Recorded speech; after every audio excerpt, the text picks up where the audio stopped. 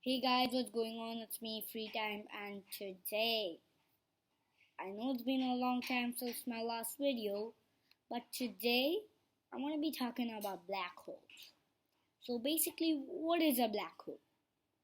A black hole is an object that has lots of dense, it's really dense and it is really heavy, which makes it really special.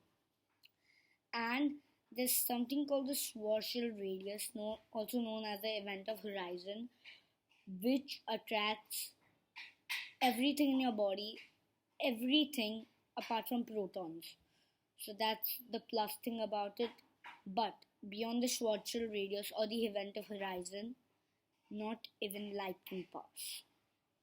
And if light can't pass, then we can't pass because there's nothing faster than light, and if there is, then all of our calculations ever since 2000 BCE are all wrong.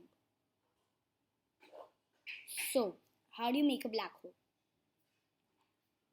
The best way to make a black hole is by keep on adding mass into it, into an object, so that it becomes so dense that it reaches its tipping point and the mass inside it becomes so much and it becomes really dense and a black hole is created.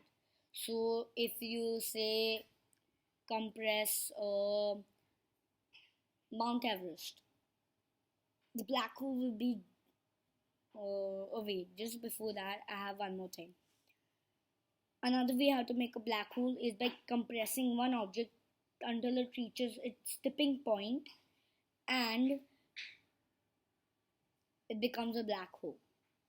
So, if you compress Mount Everest to make it a black hole, it won't be much than a nanocentimeter. You understand what a nanocentimeter is? Okay. And if you compress Earth to make it a black hole, it will just be the size of a peanut. So that's it for today. Hope you enjoyed the lesson on black holes. Till then, peace out.